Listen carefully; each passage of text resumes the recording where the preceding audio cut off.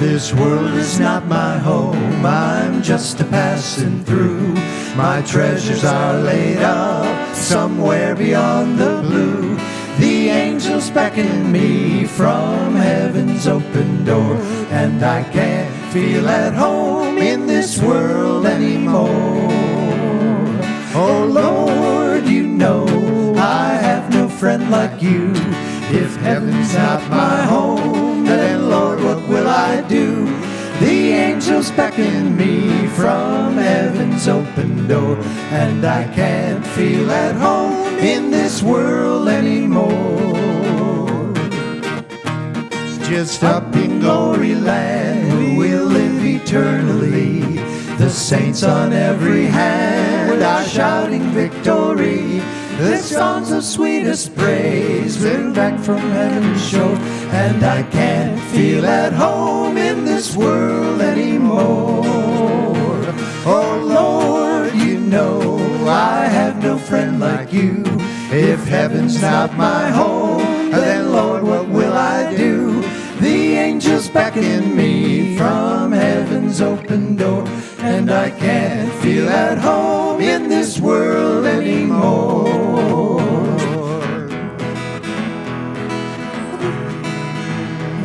Oh Lord, you know I have no friend like you.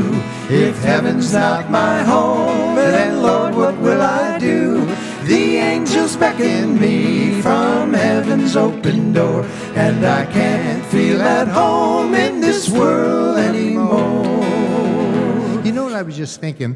I wonder what it would sound like if other people joined in. It's just a thought. Don't feel pressure. You don't have to if you don't want to. But man, it just seems like you want to at least sing a little bit of this one, don't you? I think you want to sing at least the last chorus. What? Oh Lord, you know I have no friend like you. It goes, oh Lord, you know I have no friend like you. If heaven's not my home, then Lord, what will I do? The angels beckon me from heaven's open door, and I can't feel at home in this world anymore. Yeah, isn't that good? Yeah. Let's bow our heads and have a word of prayer just to begin. Dear Lord, thank you for all the friends and family and acquaintances who have come out today to remember and celebrate the humorous and hardworking life of our dad, Fred McLeod. Thank you, Lord, for this time together. In Jesus' name, amen. So glad that you're here. Glad that most of you sat in the back so you can leave if it gets too boring. That's nice. Don't feel free. Oh, that's good. In 1987, Fast Freddie McLeod had a major heart attack. He had to have quadruple bypass surgery, and we really thought that was going to be the end of the road for Dad. He was in Texas at the time, and so I hopped on a plane. I took my two kids that were like 2 and what's 2 plus 5? 7. And went down there, and yeah, and he hung 30 years later. And so many times in the last 30 years, I've said to Dad, this is like bonus time to me. You know, this is extra time, overtime.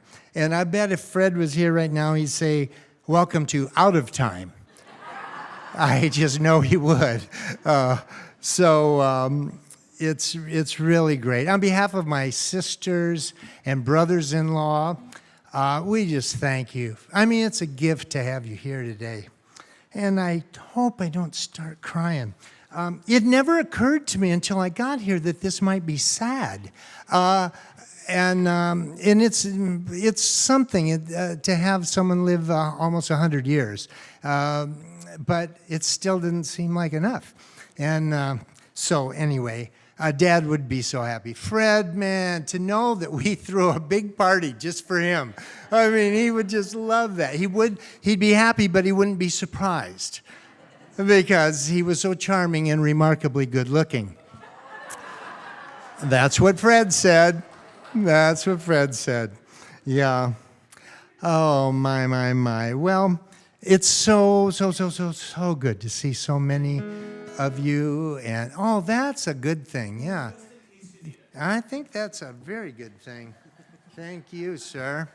Oh, boy. Yeah. Boy, a lot of you have come a long way for being here. Thank you for that. It's funny, I was talking with Elizabeth earlier. She and I went to school together from first grade to high school together. But one year in school, we were the only two kids in our grade. It was like second or third grade or something like that. And that, even though I went through high school and college and even got a master's degree, who would know that? That was my very best year educationally. Really, because my folks every day, how'd you do in school? I go, I'm in the top 2 of my class. I could never say that, ever. That's the only time I could ever say that. Oh, man.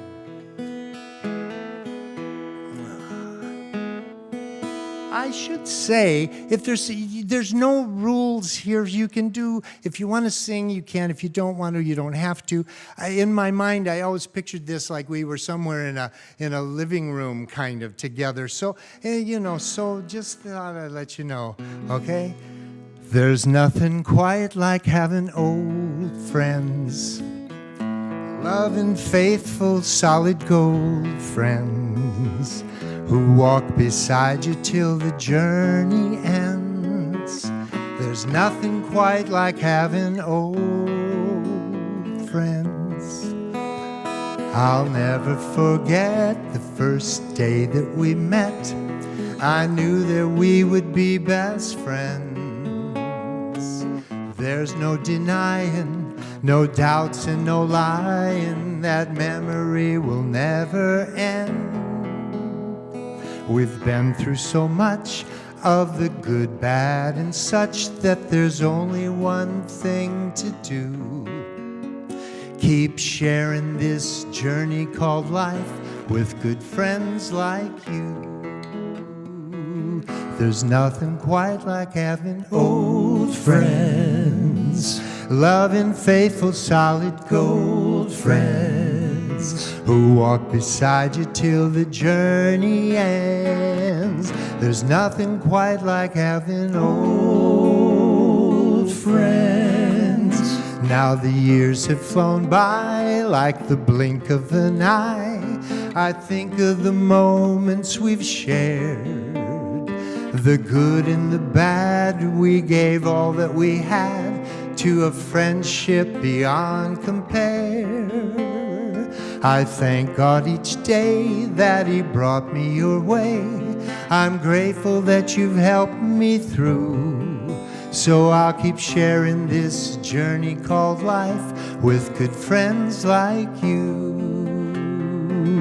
There's nothing quite like having old friends, loving, faithful, solid gold friends, who walk beside you till the journey ends. There's nothing quite like having old friends. There's nothing quite like having old friends, loving, faithful, solid gold friends, who walk beside you till the journey ends. There's nothing quite like having old friends.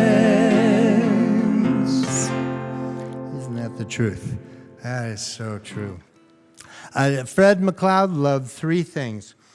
He loved Crooked Lake, he loved working hard, and he loved making people laugh.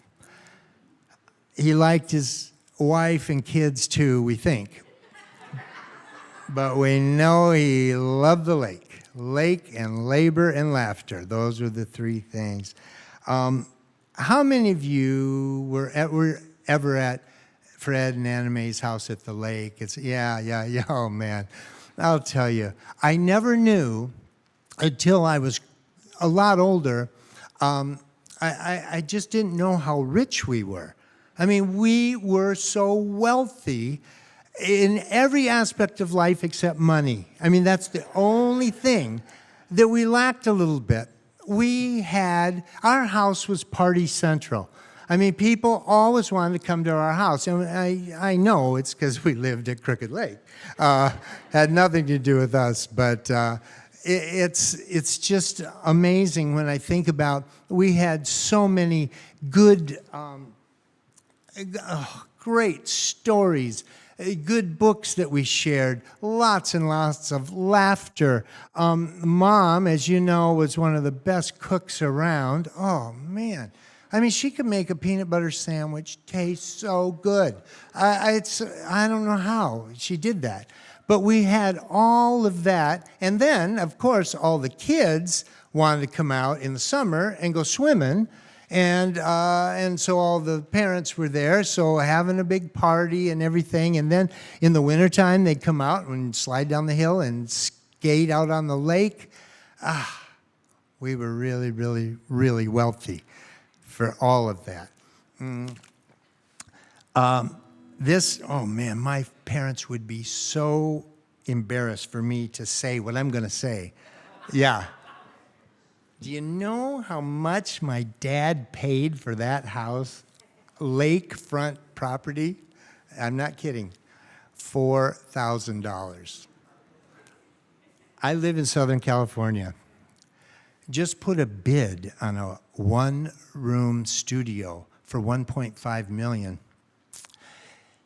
Someone that started a bidding war, and I lost it because someone paid $2.3 million. And this is almost a true story. It was an old telephone booth, is all it was. And my dad paid $4,000. When it came time to sell Dad's house, my sisters and I decided to take the proceeds from that $4,000 investment.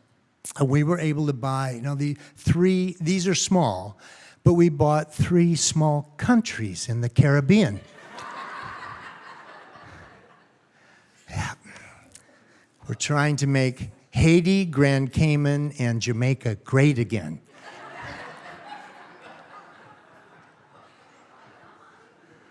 Oh, man. Dad owned the house for 60 years. Wow. Oh, I love Crooked Lake. Waking up in the morning, seeing the steam come off the lake, and it's just like glass. And, oh, man, it was so nice. But when it came time for Dad to not live alone anymore, Beth and I went over to Dad's house, and we cleaned out his house, and we cleaned out his garage. Yeah. There's still a couple boxes left. We went over there. I'm not kidding. I am not kidding. Hector the Collector, this really, I think, should have been in Guinness World Book of Records. He had a one-car garage, which he could never get his truck into because it was just filled with all of his goodies. But just from the garage alone, we filled 3 dumpsters full from just his garage. I don't know how that garage didn't crash down. It was, hour after hour. It was just amazing, all that he had in there. But anyway, so that was Hector the Collector. We love that guy right there. Oh, man. And he just had told a joke. You know that he had just told a joke just before that picture. That's just that smile of Dad's, Oh, man. Wow. Yeah. The last time I saw my dad was this last Christmas. And both of my sisters and brothers-in-law are living in North Carolina. And so I went there for Christmas, and at that time, Dad was in a nursing home for 5 days to give Beth and Jerry a break. If you ever want to know just a second. We're going to get through this part. If you ever want to know what angels look like, man, or what they walk like or what they talk like, take a look at Beth and Jerry. They are absolute angels. Woo. I am not kidding. For almost a decade, 24 hours a day, their love and compassion. Oh, wow. Oh, man. Well, we went, and so at that time, Dad was on hospice, but he never, he wouldn't die. He was so sure. He was on hospice for like almost 2 years, in which, I thank the Lord in many ways, but on the other hand, so Beth, it was nice, had Dad stay in the nursing home so they could live a tiny little bit for 5 days. Mary Kay and I went over to see him in his room, and Fred was he was sitting facing his nurse. His nurse's name was Kawanda, and Kawanda was holding Dad's hands. Kawanda, Fred calls Kawanda sweetheart. Kawanda calls Fred sugar. Fred likes being called sugar by Kawanda. And he's telling her that they are married to each other and they live at Texas Corners on Crooked Lake. That's Freddie. And that was the last time that we talked to Dad and saw him. I just want to, I'd be remiss if I didn't mention our new mother's name here at the service. So if Anna Mae were here right now, she would say, I did not raise my son that way. That's what she would say. Oh, my. Well, music was a big part of our house. We liked all kinds of music. Oh, man, from Sinatra to the Beatles to Bill Gaither, we sang a lot. My mom had a great voice. She had a wonderful alto voice that a lot of people never even knew. It's sad. She really could sing nicely, but only sang around the house a little bit. And she taught Beth and I how to do harmony. And we would sing a lot. Dad would listen, and he enjoyed it. My father only knew 3 songs. It's the only 3 I've ever heard him ever sing, and he only sang 1 line of every song, the first line of these songs. And this is one, and he would usually do it when he was working. Dad worked for years, well, most of his life, like laying tile on the floor or linoleum. That was part of his profession that he did either full-time or always part-time. And he had this goop that he'd pour on the floor, and then with his trowel, he made these cool designs on the floor. As a kid, I used to love watching how he would do that, these little lines on this paste, and then he would put down a tile and he'd sing, Rock of Ages, cleft for me. That's just how he sang it. Rock of Ages, cleft for me. And then and he would do that this whole project. Then on another project, the other song he would sing was Jimmy Crack Corn and I Don't Care. That's it. That's all they just these first lines. And then the third song he sang, it was cigarettes and whiskey and wild, wild women. That's all he would sing. That's all I know of the song, too. Oh, man. Fred liked the classics. Yeah, he was something. Oh, my. Well, when Dad passed away, the first 2 phone calls I made were to Dick Tiger Bird and Patty Lou Hofer. Hey, hey, hey, hello, Patty Lou. Goodbye, heart. That's another song. And it was Mary Lou. Ricky Nelson, 1962. Oh, and you guys are, oh, yeah, we're in the same crowd. Wow. I called and said, look, I know I want to have you guys sing. And it was really more for support and stuff. And they both, they said, Patty lives in Orlando, Florida, and she flew up here, and then Tiger lives over here in Portage, and they came. Man, I'm so thankful. The problem is, it's so good singing with them. I want to cry every time. I just love it. It's so wonderful. So I'm thankful for you guys. I'm not looking at you because I'll cry. A good friend years ago, many of you know, Lindy Bartleson, wonderful guy. He told me something when I was like in 7th or 8th grade, and I've always remembered it, and it's always been very, very helpful. He said, always sing with people that are better than you. And it goes, really, it will make you sound good, and the audience won't know the difference. That's why Tiger and Patty come. So that's it. And then we started thinking when we got together just a couple days ago and started practicing, we go, oh man, what if it doesn't sound good? And which is a very real possibility. I mean, the last time we sang together was at least 50 years ago, at least. And so I said, these are all friends. That's the good thing. Hopefully there'll be no projectiles thrown at us.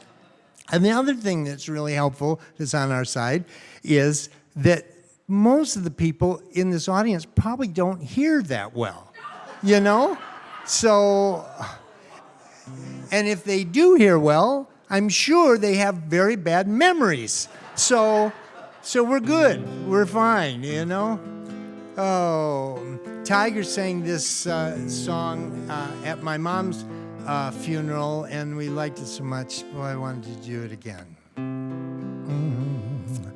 Softly and tenderly, Jesus is calling. He's calling for you and for me. At the heart's portal, he's waiting and watching for you and for me. Come home, come home, ye who are weary, come home,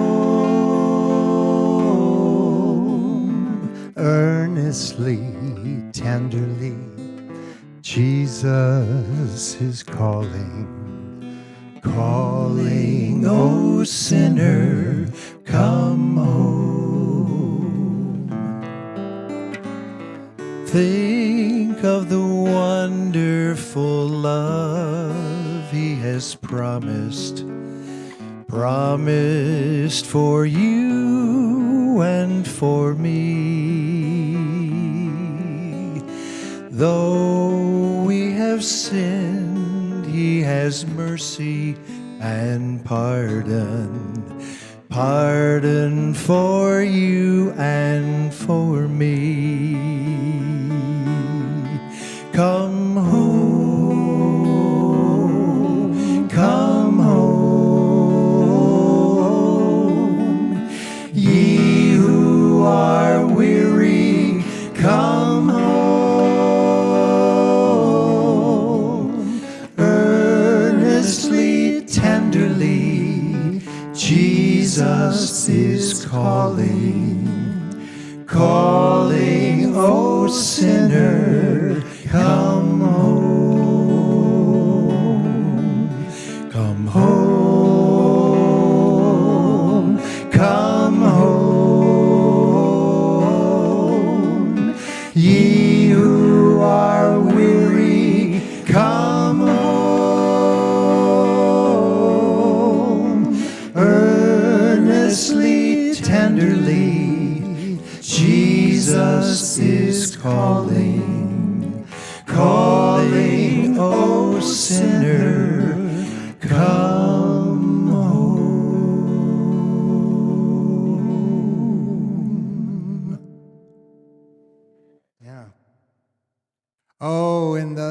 late 60s and early 70s, there was a brand new gospel singing group called the Bill Gaither Trio from Andersonville, Indiana.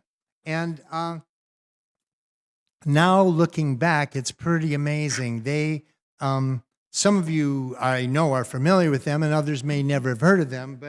But they have just revolutionized music for the Christian church, and so we would go and watch them, and they usually had a soloist named Doug Oldham that would sing, and he was so good. Oh man, they were so good. And then they had a couple that were married, Henry and Hazel Slaughter. And this is going to be a real oxymoron, but he was the best honky-tonk gospel piano player. Honky-tonk gospel. Oh, he could play. And this is one of our favorite songs that Henry and Hazel used to do. I've never loved him better than today. Since Jesus came and found me, and he put his arms around me, and all my binding fetters took away. Although I loved him dearly and trusted him sincerely, I've never loved him better than today. I've never loved him better than today. I've never felt him closer on the way. And oh, how sweet the feeling when in his presence kneeling. I've never loved him better than today. Jesus, Jesus, Jesus. Sing with us if you like to. Sweetest name I know, fills my every longing, keeps me singing as I go. I've never loved him better than today. I've never felt him closer on the way. And oh, how sweet the feeling when in his presence kneeling. I've never loved him better than today. I've never loved him better than today.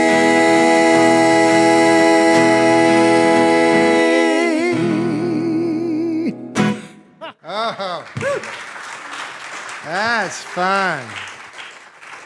Oh, that's so fun. Oh, Fred McLeod was a comedian. He was a hilariously funny guy. And for my entire life, he did stand-up comedy for like one or two people at a time. That was his audience, one or two people. He would walk up to anyone, anywhere, and this was usually it. Usually. Like, say, I live over in Crooked Lake, Texas Corners, Michigan, and he says, wait, I got it here. What is that?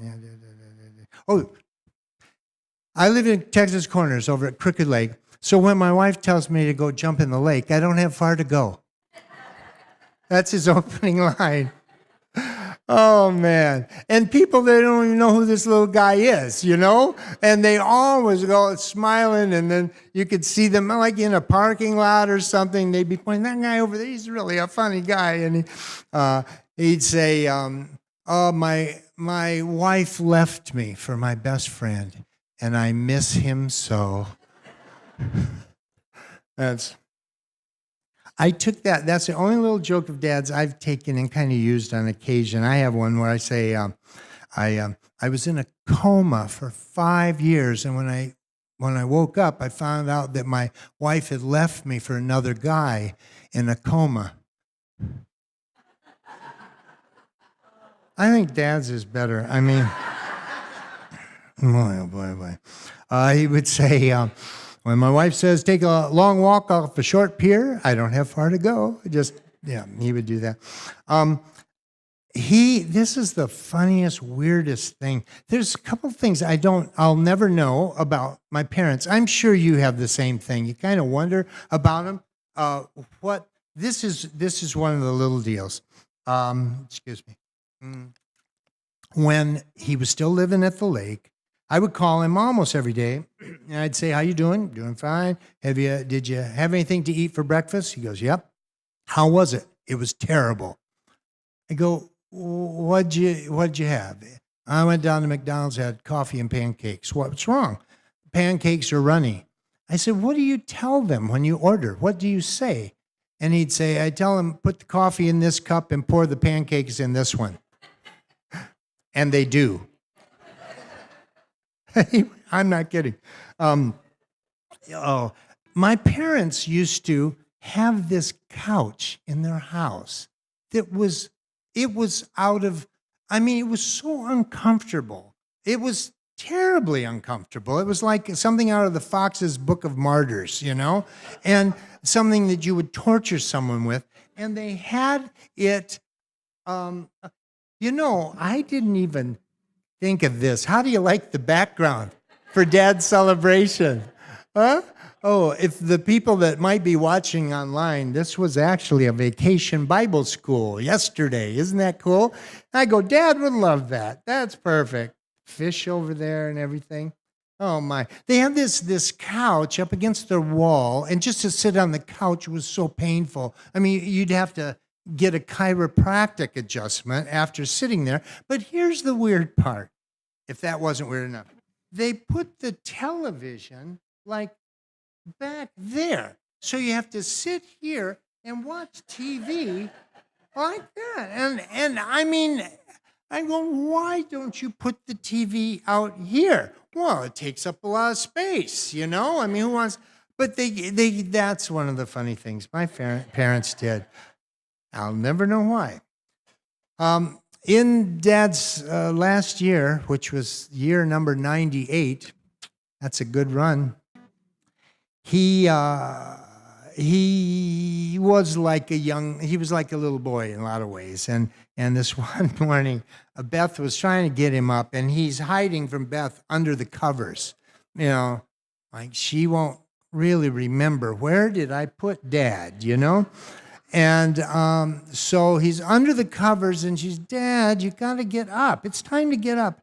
He'd just say 3 words, "Hot fudge sundae." That's all I kept saying, "Hot fudge sundae."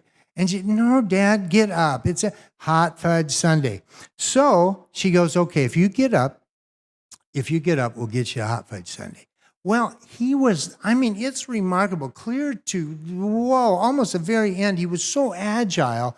I mean, he would kick his feet and just get right up. I mean, it was really quite, and now he wouldn't stand. It was difficult for him to stand, but to wake up, it was amazing. So they get him up, and that particular day, something happened. Jerry had to do something, I don't recall, but Beth said, "Sorry, Dad, Jerry's going to be busy, so we'll get you ice cream tomorrow." Fred said, "I may not be here tomorrow." He knew enough. Get dessert now. Life is way too short to wait clear till tomorrow. Yep, that's the truth. Oh, man. Oh, he was so resourceful. His motto was, "One man's junk is another man's treasure." And he was king of the dumpster divers, and he would go and get these things. One of the things that he would do is he would go to flea markets, but he would wait till almost the end of the day to the point to see what the vendors didn't sell. And then he'd go around and go, "Well, what you going to do with that? What are you going to do with that?" And a lot of them go, "I'm just getting rid of it. Mind if I take it?" He didn't have to pay anything for it. He loaded up his truck. The next day he would go to wherever, I don't know, Lawton or Portage for another flea market and sell those guys things. That's what Dad would do. I mean, and this is one of my favorites, and he did this a lot, but he was driving someplace and he saw free railroad ties. My dad knows a sale when he sees one. And he went up to the house and said, you're giving these away? And the man said, yes, yeah, we are. And he says, look, it might take me 3 or 4 days, but by the end of the week, I'll get these out of here for you, okay? And the man said, that's great. Thanks so much. So Dad goes home and puts an ad in the Kalamazoo Gazette. Railroad ties, $10 a piece. And what? That's a lot? I know. Oh, yeah, he would do that. And so these people call up. Do you really have railroad ties for $10 a piece? Yes, I do. He says, just meet me at this address. And Dad would drive over to your house. These guys came with their pickup truck. They loaded up 20 of those railroad ties, gave Dad $200. He puts it in his pocket. They all drive away, and the owner of the house is like scratching his head. I didn't do something right or something. Anyway. Oh, man. Yeah, that was salesman Dad. I've been a lot of places, and I've seen a lot of faces. You know, if Fred was here today, I know he would say, it's so nice to look into all of your faces. And believe me, some of your faces need looking into. I know he would. Oh, my. Where have I been? Okay, well, I'll start over. Sorry, I just thought of that one. I've been a lot of places, and I've seen a lot of faces. And there have been times I've felt so all alone. But in those lonely hours, in those precious lonely hours, Jesus told me that I still was one of his own. And somehow through it all,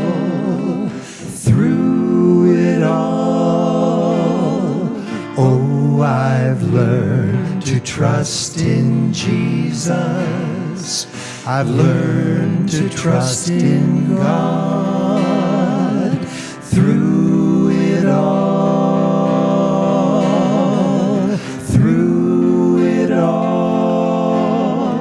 Oh, I've learned to depend upon his word. So I thank God for the mountains, and I thank him for the valleys, and I thank him for the storms that he brought me through. For if I never had a problem, I wouldn't know that he could solve them, and I wouldn't know what faith in God could do. Through it all,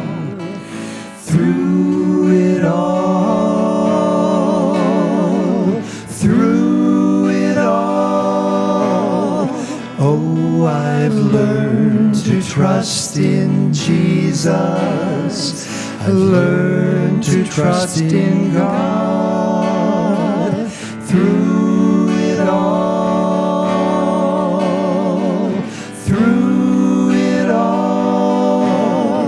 oh, I've learned to depend upon his word.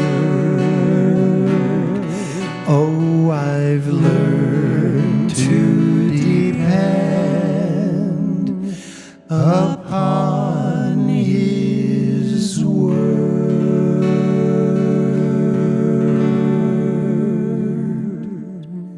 Nice, you guys.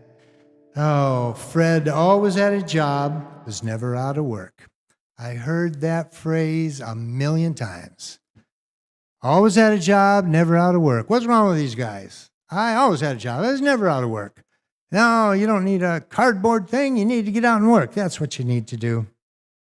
Both of my sisters got my mom and dad's work ethic. Sadly, I was not in class that day. I wanted to play my guitar and do magic tricks. That's what I wanted to do. Ah, my. But my dad started working when he was 6 years old.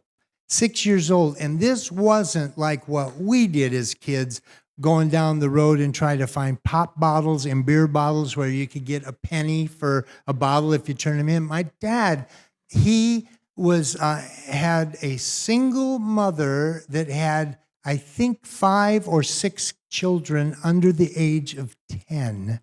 And Dad started working at 6 years old, picking onions. And he told me, I mean, I heard this story, and it would make a huge impression on me if I had ever done any work, but he would burn the bottoms of his feet from kneeling down on the onion patch. And what did I say? Sunburn. What word did I use? Oh, I didn't say sunburn. Thank you. Sunburn.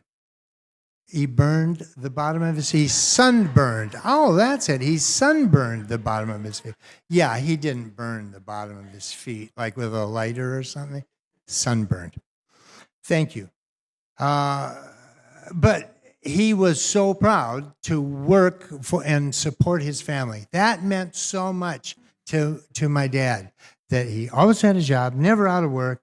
And the work he did was hard work. I mean, his whole adult life, he would do this floor covering stuff, kneeling hour after hour, putting down linoleum and putting down, tile and all that stuff. Oh, man. And he never wore knee pads. Did I already say that? He never wore knee pads. I mean, he was a tough guy. It was really amazing. Wow. And then I keep getting dry. It feels like I've been talking a lot. Yeah. Yeah. No, I'm good. Thanks. So he worked 1 or 2 full-time jobs all the time. He always did this floor covering thing, but he also had other jobs. He worked for many years at the Kalamazoo State Hospital. Is that even still? It's still there. He would do that. And then after that, he worked for at least the last 15 or 20 years of his working life for Kalamazoo School District. And he was in the maintenance department. And he worked hard there as well. And then he would come home, change his clothes, and then go out and lay tile and stuff later on. I mean, it was just an amazing thing.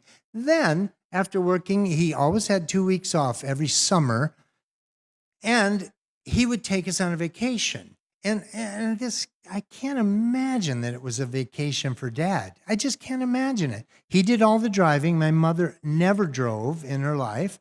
And we had 5 kids, 5 people, Mom and Dad, Mary Kay, Beth, and I, in a Volkswagen Bug since 1958, most of our growing up years, in the VW with a car top carrier, and we would take off and we would have an adventure. I mean, these were really fun vacations for us. I don't know, again, Dad, how he did it, I don't know.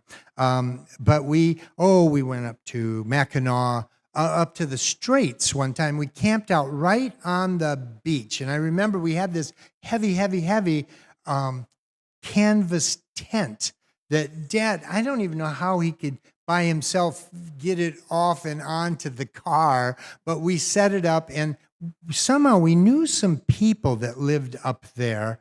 And so the kids, we stayed in a tent that night, right out on the beach. I mean, you could see the bridge from where we were, maybe half a mile down the beach.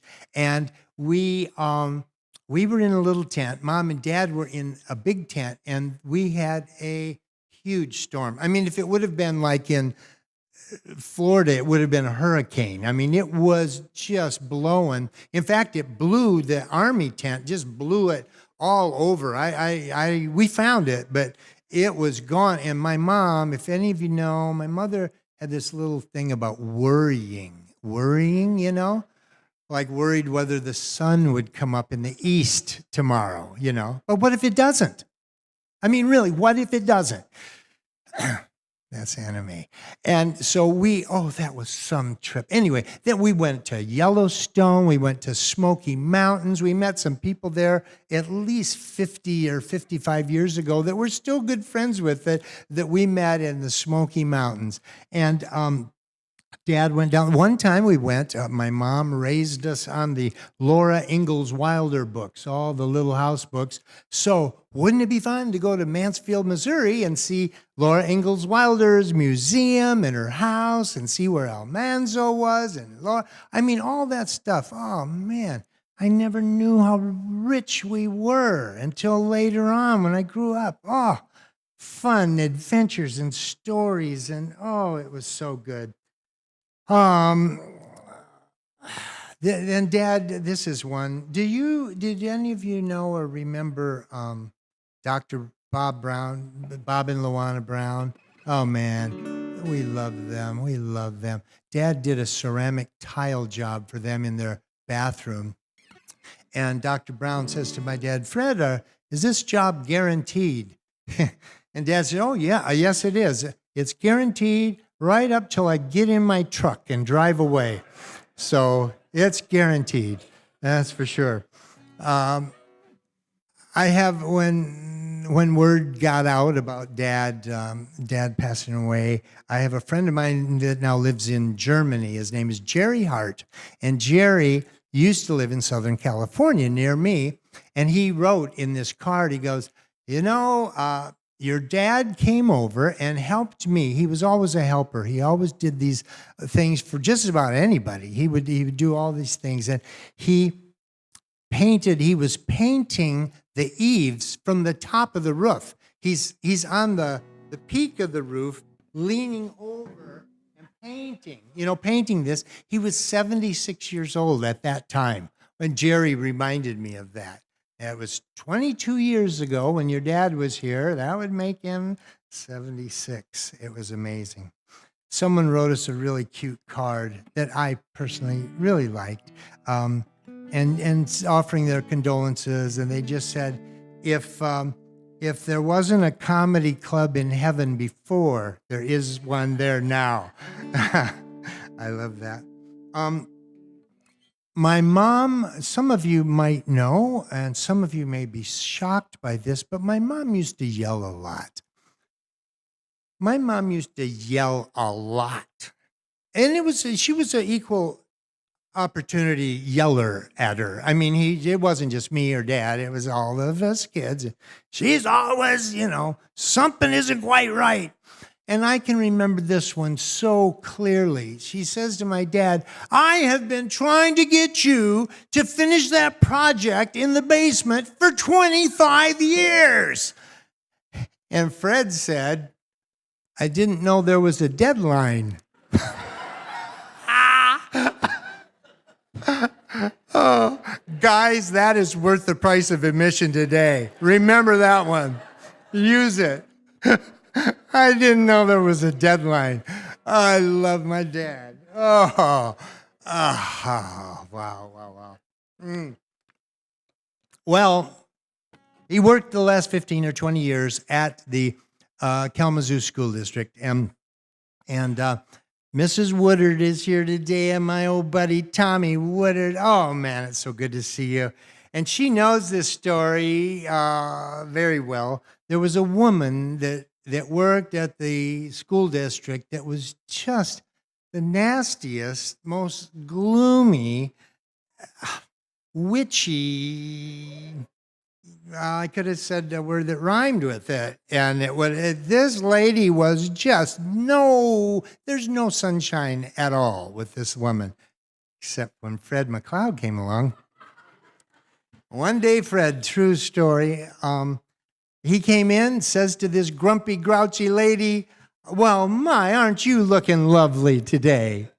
And she says, too bad I can't say the same thing about you. Fred said, well, you could if you lied like I just did. Yay, Dad.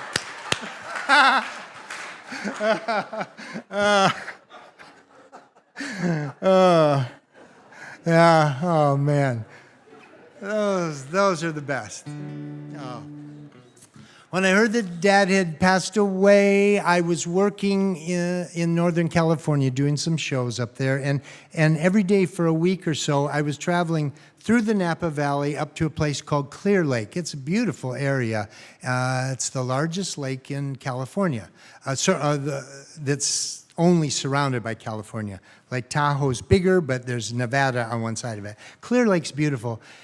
And every day as I drive through the valley, I mean, it was a time of worship for me and a time of grieving for me. And it was a time of just thinking back about a lot of these things that I've said today and how many wonderful, great stories and jokes and things that I have to remember forever about my dad.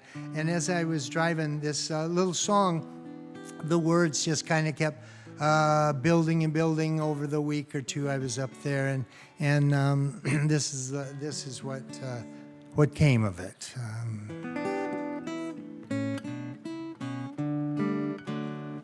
Are you okay? I'm so sorry. Just one sec. Dad deserves this. Sorry.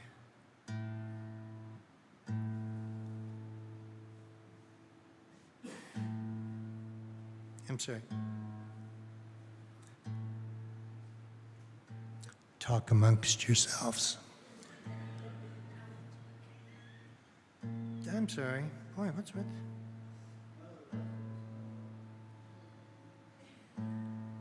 There we go.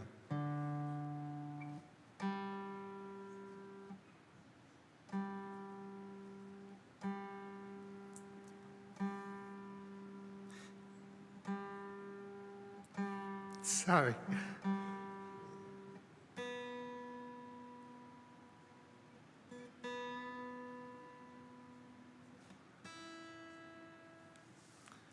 Let's see if this helps.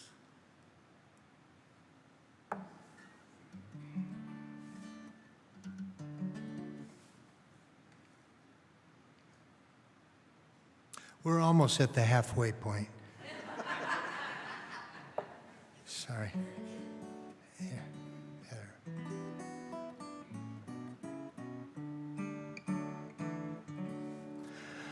I could smell the coffee brewing long before the light of morning filled my room. I heard your old truck leaving. Your day was just beginning, and I knew.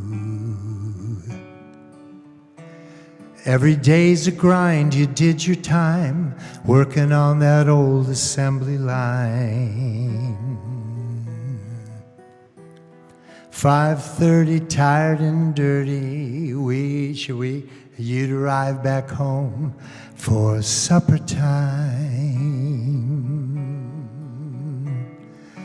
Gathered as a family round the table, breaking bread and giving thanks to God.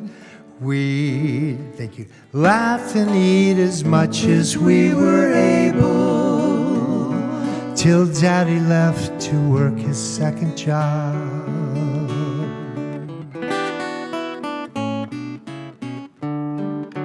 Thank you. With great pride you did provide every single day our daily bread. We weathered storms, you kept us warm. We always had a roof over our head. From dawn's first light till late at night, you worked your fingers to the bone. Then through the door, tired and sore at supper time, you were always home. Gathered as a family round the table, breaking bread and giving thanks to God. We'd laugh and eat as much as we were able, till Daddy left to work his second job. Thank you, Dad, for giving all you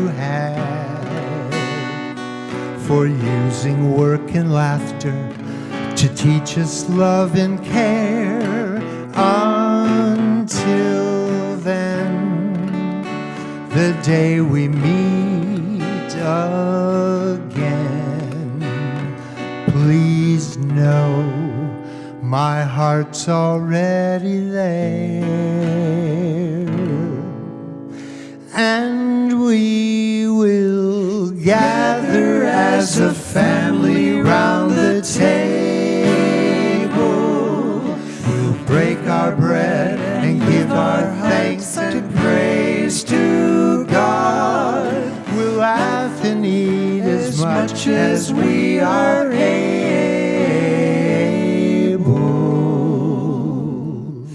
and you'll never have to worry. No, you'll never have to work. You'll never have to work a second job. Gathered with the family at the table. One more time. And you'll never have to work a second job. Gathered round the table as a family. One more time. Sure. Yes. We're going to get it. I had a hard time. I'm doing. And you'll never have to work a second job. Gathered around the table as a family.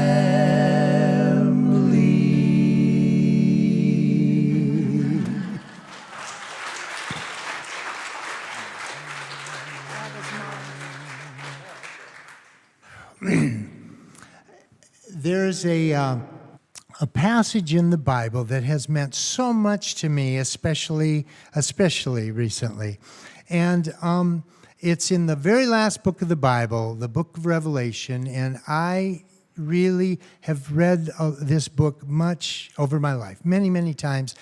And it says in there that there's like a special blessing for the people that read that book and learn it. And I still haven't gotten that blessing or that, whatever it is. I don't understand a whole lot in that. There's beasts and secret numbers and all kinds of stuff. But this part I know. And this is the part I love. And it's in the 21st chapter. Here, John, the guy who wrote it, he wrote all these chapters in the Bible. And then he comes to chapter 21, and it says, and then, so he's written 20 chapters, and then he says, and he's seeing this, he's seeing some kind of a vision, a dream, they call it the revelation. He's had this thing revealed to him, and it says, and then I saw a new heaven and a new earth, coming down out of heaven like a bride. And he said, because the former things are passed away. And then he says, and there is no more sea. There's no more sea, no more ocean. That always seemed like a unusual verse, that this spectacular heaven coming down and earth and all this, and there is no more sea. But I remembered that when he wrote this, he was a prisoner in a jail cell out on a rock called Patmos. And I can imagine him looking out and seeing nothing but ocean. Have any of you ever been to Alcatraz? Ever? Yeah. I used to go there and visit my sisters. And that's common knowledge, isn't it? I mean, everyone. They said that the worst night of the whole year for the people in Alcatraz was New Year's Eve. Oh, they are in this cold cell, and they hear the bands playing. They hear the parties going. They can hear the tinkling of the glasses and the champagne's flowing. And they're in jail out there. Oh, I think about that with John when he's writing that, and there'll be no more sea. There'll be no more sea. There's going to be a time when we won't be separated by distance and death and geography or oceanography. And here's the part I like the most. He says, God will wipe away all tears from your eyes. God is going to wipe away all tears from your eyes. I have them today. You've had them, and you're going to have more. There's going to come a time, man, he's going to wipe away all tears. And there'll be no more sadness, and no more crying, and no more death, and no more dying. For the former things are passed away. I don't know how that's going to happen. I don't know what, but that gives me so much hope and so much comfort to know that that is a very real possibility. So, even though there's going to be a new world, and there's going to be, I still am so thankful for this world. I mean, I know a lot of people say, oh, it's so terrible and so awful, but man, a huge part of it has to do, for me, with Fred and Anime McLeod. They made my life so good. My world I just can't even thank them enough for the world that they raised me in. And this is a little song dedicated to Fred and Anime.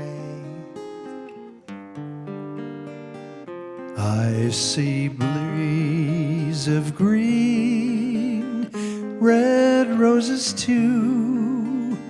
I see them bloom for me and you, and I think to myself, what a wonderful world.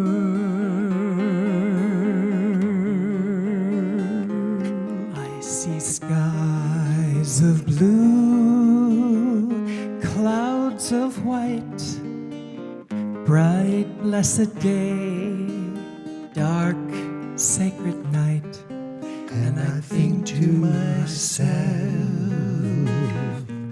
what a wonderful world.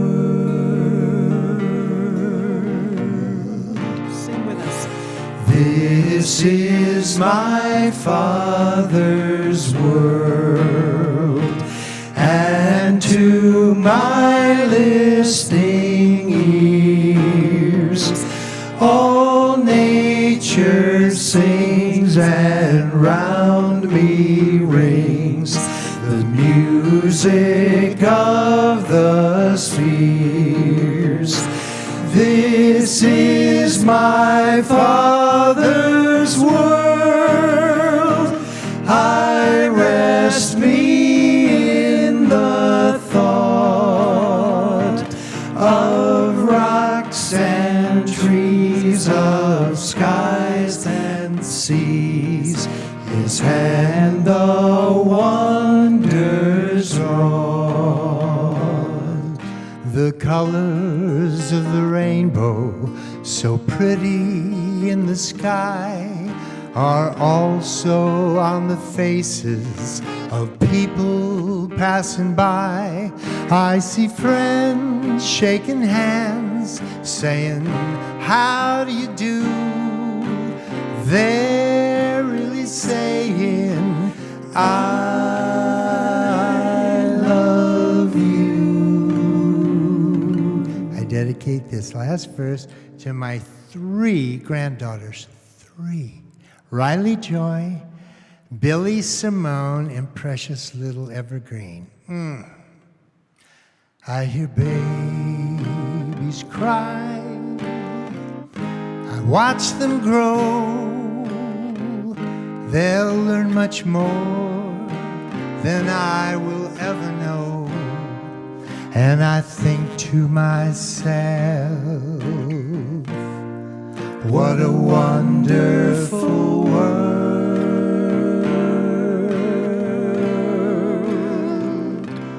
And I think to myself, thanks to Fred and Anime, what a wonderful world.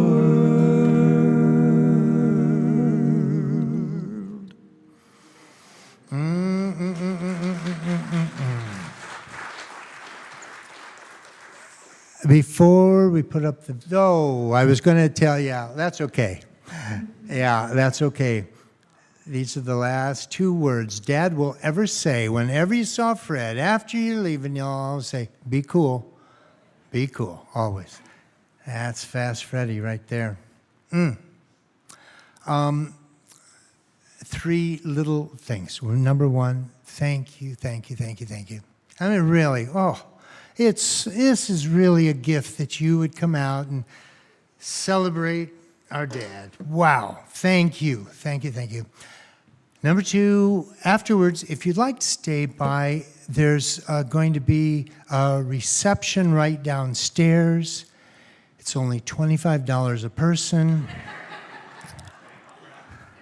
Make checks out to Patrick or Pete McLeod. I will accept those.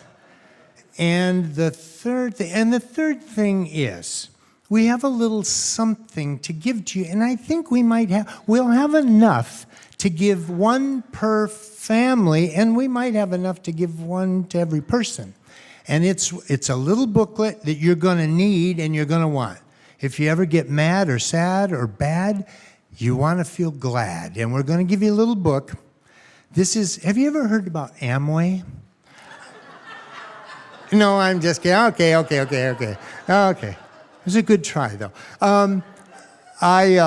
It's a little booklet it's called Fred Said.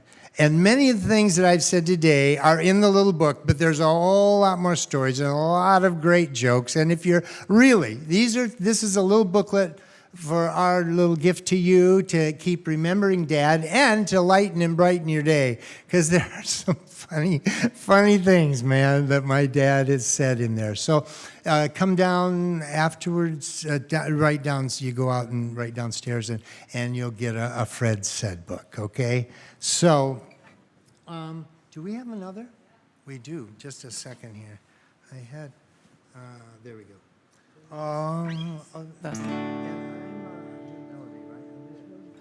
If you know this song, please sing along if you want to. There's a land that is fairer than day, and by faith we can see it afar, for the Father waits over the way to prepare us a dwelling place there in the sweet by and by. We shall meet on that beautiful shore in the sweet by and by. We shall meet on that beautiful shore. We shall sing on that beautiful shore the melodious songs of the blessed, and our spirits will sorrow no more. Not a sigh for the blessing of rest in the sweet by and by. We shall meet on that beautiful shore in the sweet by and by. We shall meet on that beautiful shore. To our bountiful Father above, we will offer our tribute of praise for the glorious gift of His love and the blessings that hallow our days in the sweet by and by. We shall meet on that beautiful shore in the sweet by and by. We shall meet on that beautiful shore.